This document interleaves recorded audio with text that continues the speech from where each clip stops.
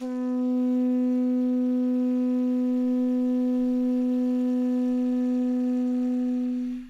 mai kākou. Aloha. My name is Annelle Amaral, the first Vice President of the Association of Hawaiian Civic Clubs, and I bring with me the aloha of our President, Suli Stroud, who was unable to attend this ahakuka, and sends me with the position of the association. The Association of Hawaiian Civic Clubs is comprised of nearly 70 component member clubs in Hawaii and 15 states on the continent.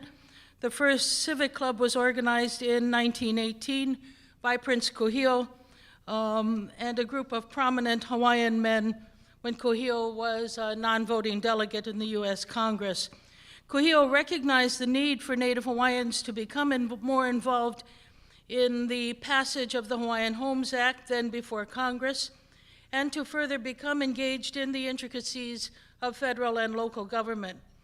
For almost a century, the Hawaiian Civic Club movement has expanded and never deviated from its course to be involved in the issues of importance to Native Hawaiians. Each year there is a convention that brings delegates together to discuss and consider issues that have been submitted by our clubs via written resolutions. If adopted by the body, the association resolutions that require further action are subsequently submitted to the body of jurisdiction, and we provide supportive testimony and act as a resource for further action. With respect to Hawaiian sovereignty, the association has always supported the Akaka Bill of federal recognition, as well as a model of a nation within a nation. We have made allowance for the discussion of other models. However, we have not wavered from the support of nation within a nation. In the 2011 session of the Hawaii State Legislature, by unanimous action, the legislature recognized Native Hawaiians as the indigenous people of Hawaii with the passage of Senate Bill 1520, and then created the Native Hawaiian Roll Commission. The purpose of this legislation is to provide for and to implement the recognition of Native Hawaiian people by means and method that will facilitate their self-governance, including the establishment of and amendment to programs, entities, and other matters pursuant to law that relate to or affect ownership, possession, use of lands by Native Hawaiian people, and by further promoting their culture, heritage, entitlements, health, education, and welfare. The association testified in support of this bill. As defined by Senate Bill 1520, the model of sovereignty for Native Hawaiians would then be a state within a state, comparable to the Office of Hawaiian Affairs. Sovereignty as defined by state law can create a Native Hawaiian state within a state with powers to define membership, enact ordinance relating to taxes, land use, zoning, police powers, and justice systems. The state can transfer existing assets, financial, and land to this entity. A charter for this entity can leave open the possibility for recognition by federal government of this entity. The entity would be subject to all state laws and as any political subdivision of the state, such as counties, townships, and municipalities.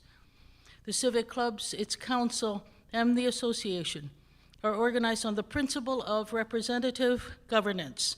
We elect by majority vote the leaders of our clubs, councils, and association.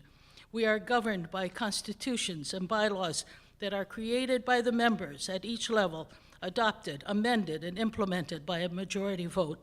This is the political and philosophical underpinning of our organization, and the basis, we believe, for a strong and accountable citizenry and government. The civic clubs have long advocated for the protection and preservation of our Native Hawaiian traditions and practices, and we should advocate for a government that assures us of that protection as well. Such an entity must have access to land for farming and housing, for water, for lo'i and loko'ia, to ports for economic development, and funding as well for facilities for la'au lapa'au, education, music, language, places for our people to flourish in their identity and in their culture. The entity must create a support for Hawaiian life, For if we cannot exist as Hawaiians, then we have no need to exist. Ask me about our future, and I will tell you of our past, as all of us have spoken about our past. We strive for a government that mirrors and actualizes our hopes and dreams. We have been down this path. I have attached a timeline for OHA that defines just the most recent struggles for sovereignty, starting in 1972 and bringing us to this place. But I say here today, OHA, you have the records of Lā Hoʻihoʻi Hawaii. You have the records of Hawaii, of the Native Hawaiian Coalition, of Kālahui Hawaii, of Hui Na'auau. You have our words, our struggles. We charge you not only to listen to us here today, but in fact, go back to the work that has already been done. Identify the commonalities. Bring us your best translation of the hopes and dreams that have been articulated. Carve out a path that honors the past work we have done and brings us to this new place we stand in. You have given us a charge to speak for 5 minutes. I have met this charge, and now we give you yours. Together, we can move forward to a future of our design and of our making. Mahalo.